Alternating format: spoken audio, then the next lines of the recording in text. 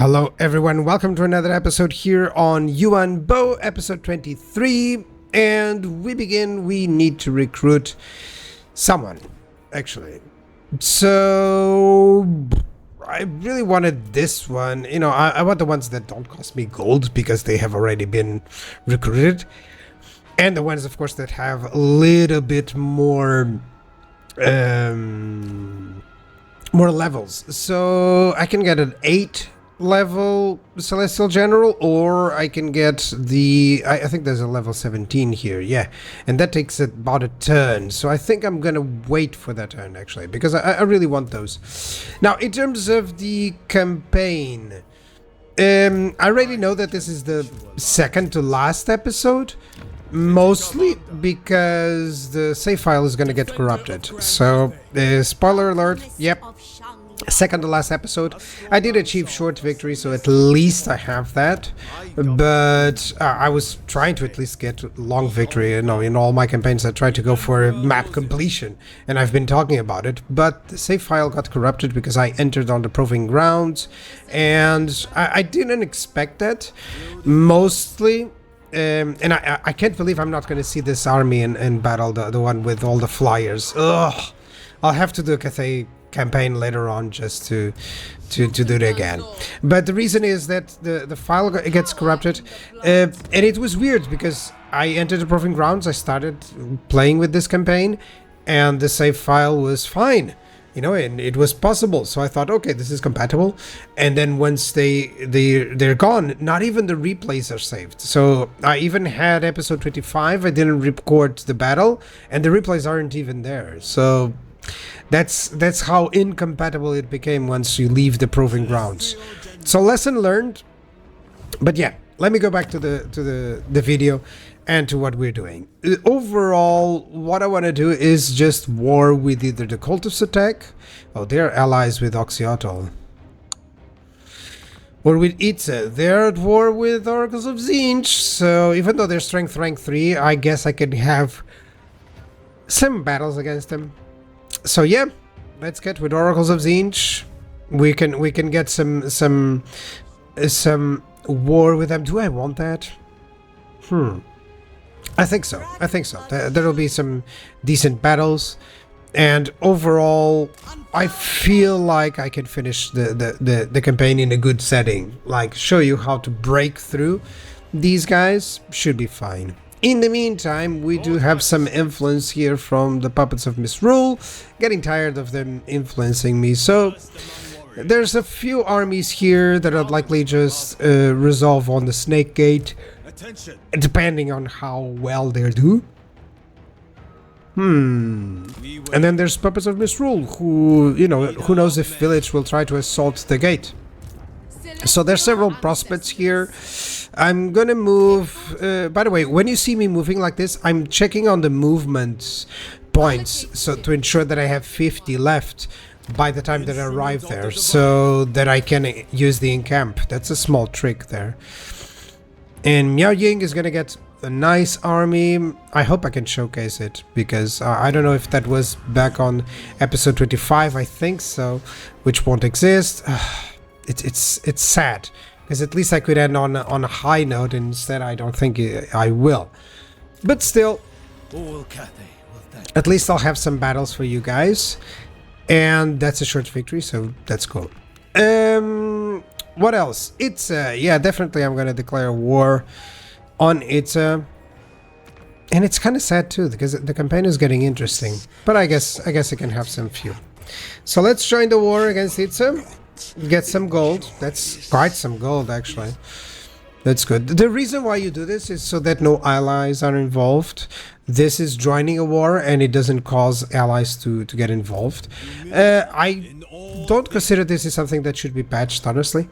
It's something the AI does to you as well.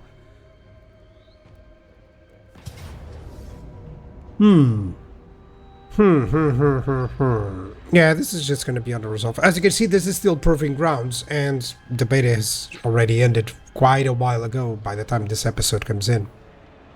So that's just the case of pre-recording. Usually I would leave the recording so that you guys can provide some feedback, but at the same time, time is of the essence. Sometimes I have the point of recruiting, so I have time to record in some other moments, so I'd like to do so. In terms of this province, it's just going to be another income-based province, so I'm going to eliminate that. Master of the meteor winds.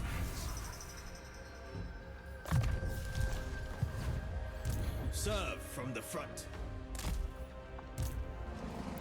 It suits my purposes. Okay, it sounds good. Celestial General. Sounds good. It doesn't seem like they have any armies nearby, so that should be fine.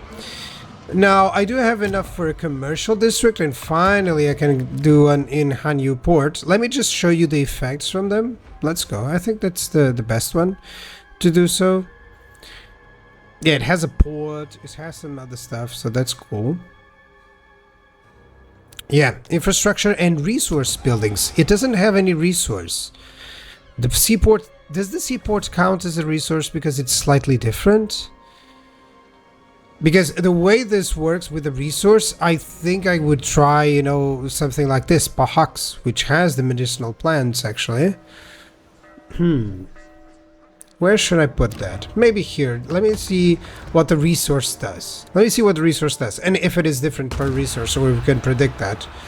So let's see, because it's only on the commercial district itself. This does gain tradable resources produced, okay, which is nice. And what about the resource? Gives me vigor loss reduction. Oh, that's cool. Sale value of cargo, all characters. That's amazing. Income for all buildings. Hero recruit rank. That's decent. Okay, that's decent. It increased actually my stuff, but it doesn't increase these. Yeah, it's only this. So there's some capitals with gold. Man, this is the next one. This would be the next one, actually. So that I can see what the gold does. You know? Yeah, that would be nice. That would be nice. So, overall, that's an interesting one. I have the opportunity to intercept. By the way, this is broken on the beta. I can tell you this. Because they have no ladders. And then when I intercept, it's still a siege battle. With them having no ladders and no siege equipment whatsoever. You can imagine how that goes. This is a free win very easily, but I'll show you the battle. Just so that you can see how it works. We're paused just so that I can show you. I'm going to target the infantry units, of course, with my my archers. It's just a line of archers and a staunch line of spears and jade units behind that. And it doesn't matter if he goes through all three gates. He's not breaching these formations, that's for sure. And I still have some Jade Lancers and some Iron Hell Gunners to cover for that. And even my Lord Magistrate can help there in the middle. So, yeah, I'm not seeing them breaking this anytime soon. But let's watch. Let's see what happens.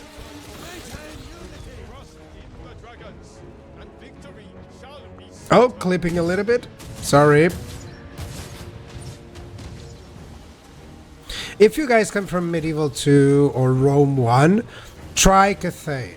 Because you're going to enjoy how the units are in formation still. Oh, clipping again. I have to get the proximity fading, I believe that's the case. But you'll enjoy how the formation works. And at least units won't feel like... one of the major complaints that I hear from people coming from Medieval 2 is precisely that units don't stay in formation. I find that it's important for their performance. So if they are in formation, they don't kill as much. They just survive better, you know? Formation helps their melee defense. Overall, it focuses on their melee defense and mass, and it doesn't focus on their attack because they won't attack as properly. I think I should make a video on that, but I believe Inticity had one. So it makes them survive a little bit better. So, Furies shot down from the skies, and now we're gonna hit the missile units, and in the meantime, here's the bulk of Tzeentch's forces coming through. It's always nice seeing armies coming through, you know? Yeah, I'm glad the towers don't shoot as far, but at the same time, when defending, it's quite nice to be able to hit artillery and stuff like that from really far away. So I wish the towers would increase their range the more that you invest in the garrison building, because that would help solidify the need for the garrison building overall. Okay, time to hit more targets. Likely I'm going to try to go for the targets that can take out the gates, or the ones that have missiles. Oh, sorry. I'm sleepy a little bit. Try to avoid it, but sometimes I don't. The reason for that is because I'm just recording voice, I'm not playing at the same time.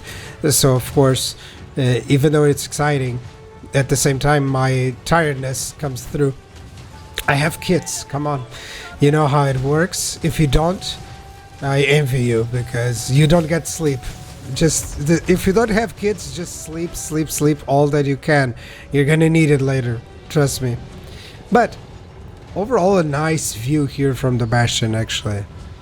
And I even forgot that I had one flyer, but well, I didn't want to commit to him.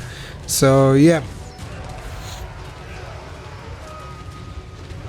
You can see how the damage is just overwhelming here from my archers, and it doesn't matter if he has magic or anything like this. Yeah, he's not gonna get through, that's for sure. Now this looks like the defense of a wall, you know? And then we have the gates being destroyed by a unit of Centigors. Well, they're gonna get through. I think the gates should have a limit of how many units can hit it. How many entities or models can hit it. That would help balance it out a lot, you know? There he comes. But as you can see, my units are just holding on the line perfectly, except that one Jade Warrior that was just sent out. He's back. There we go. And here's the charge. Through my units, it's fine. We're gonna get the Centigors of Zinch, and yeah, that's gonna be awesome.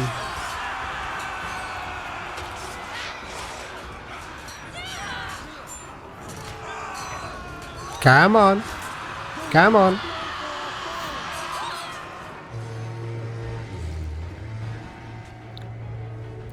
There we go. Time to sally out. The enemy is nearly destroyed, so that's good.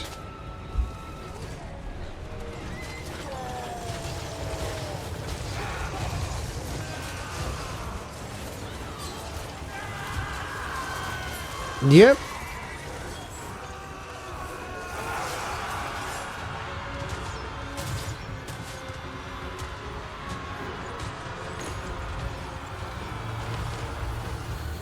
Overall, life is good.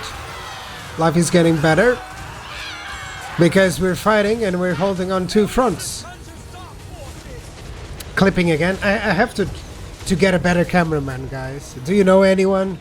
That can zoom properly in the camera? Or use the camera view properly? I would hire him. Well, that was a nice victory. Lots of archer fire, as you can see. Man, even some of these archers got 2,600. I mean, are you kidding me? That's a lot of value. But of course, that's the sort of value that you get when you get a free win battle. That's pretty much it. So as you can see, the Bastion is quite impregnable. And now I'm just gonna resolve a lot of these battles. Yeah, that's for sure. Finish them up.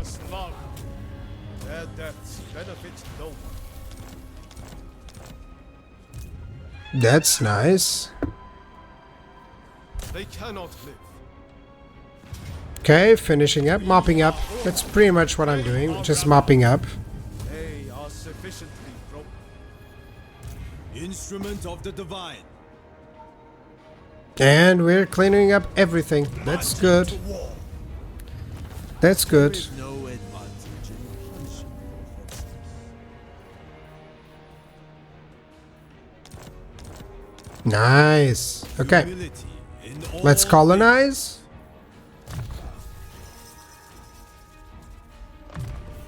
Few would turn down such weaponry.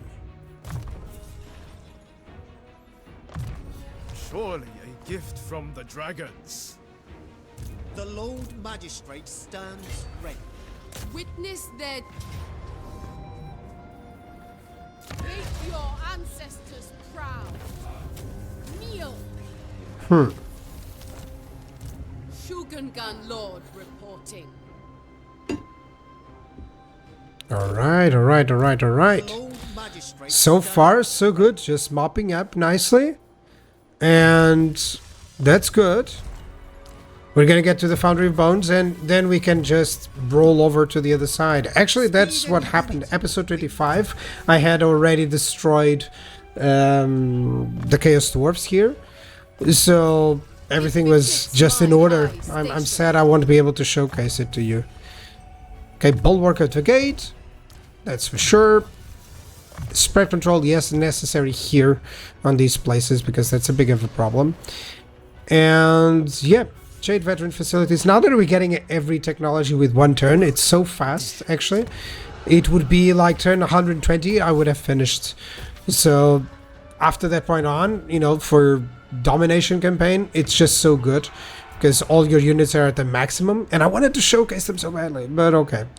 You know, I'm still a little bit annoyed with the corrupted file, but nothing we can do, I guess.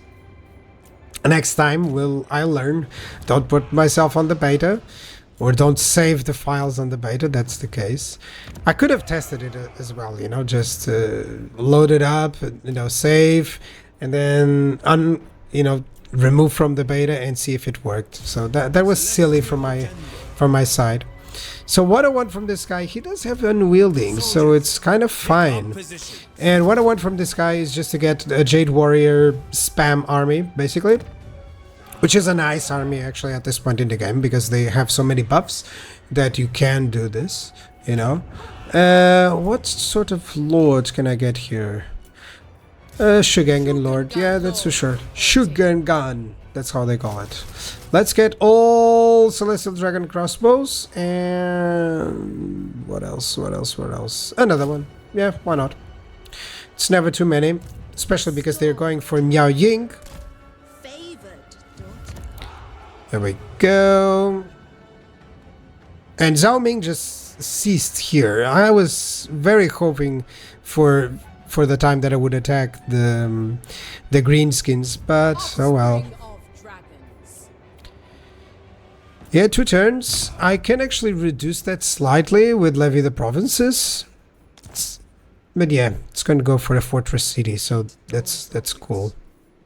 And that's something that you need. You need the fortress cities and the commercial districts, not only for their buffs, but to ensure that you get even more stone and steel tokens. Okay, so that's important for you to grow them as fast as possible. Okay, because that's how you get them.